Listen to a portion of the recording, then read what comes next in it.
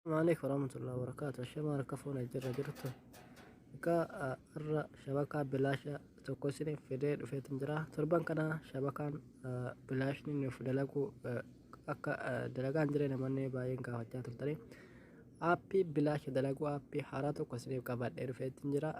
Bilaasha dalagaa jechuudha, kan maallaqa tokko keessaa hin qabne isiniif dalagaa.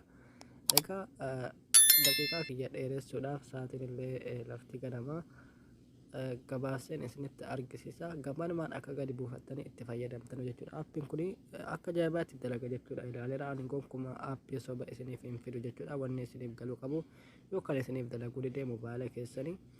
Egaa gama aappichaan seena jechuudha. Yoollee gadi buufattanii qabaattan aappii kanaan haaraan maxxansaa jira jechuudha. Takkaallee maxxansee hin beeku aappii haaraadha. Aappiin kun pilaastorii keessa illee dhiyeenyuma maxxanfame waan gadi buufattanii qabdan natti hin fakkaatu. Kanaaf aappii kana inuma buufattu jechuudha. Jalqaba aappicha keessa seeneen isinitti argisiisa. Zeenii irratti ilaala jechuudha. Warri moobaayiliis immoo isinitti argisiisa. Amma dalagaa jira, stooppiin godha jechuudha. Okay.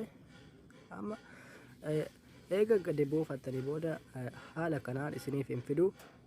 Neetwoorkii keessaniin apdeet godhattanii eega buufattanii pilaastorii keessa bakka gara olii kana ni tuttu jechuudha. Haala kanaan isiniif fida jechuudha. Ka jalqabaa kanarraa ka zeen firii ka jedhu ka jalqabaa kanarra kaawwattu. Ka jalqabaa kanarra jechuudha kaawwattu warri zeen. Okay. Ka isa gadii kana immoo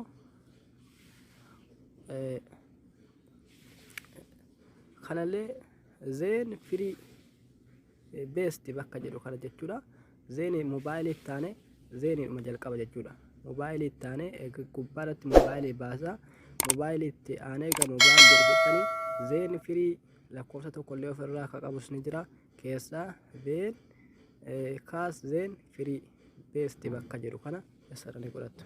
Ni dalagamoo hin dalaguu walumaa isteerti kuna jechuudha. Bakka kana amma zeenii isinitti argisiisaa jira.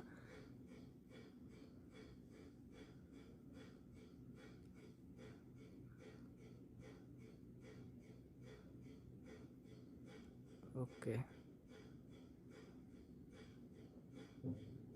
Kanti barbaadaa jira jechuudha. Akkuma argitan qulfii gubbaa kanatti naa baasee naaf dalagee jira jechuudha. Ani maallaqa tokko keessaa hin qabu. Sa'aatiillee waan itti guuttatan hin qabu. Ofumaaf dalaga akka barbaade jechuudha. Warri moobaayiliif sawaa immoo kan isinitti argisiisaa irra deebee ammaaf warri zeenii haala kanaan fayyadamuu ni dandeessu. Dhibbaan dhibbatti bilaasha dalaga jechuudha. YouTube keenya yoo keessa seenan wanni isinitti argisiisu maqaa aappichaati jechuudha. Aappichi kunoo isuma kanaadha jechuudha. Kanuma itti barreessitu haaluma argaa jirtan kanaan tunnel VPN dha jechuudha. Qubee E guddaadhaaf daa'oo dhaaf zaa yoo barreessitan tunnel yoo homaa kan jedhu isinifidha. VPN kan jettu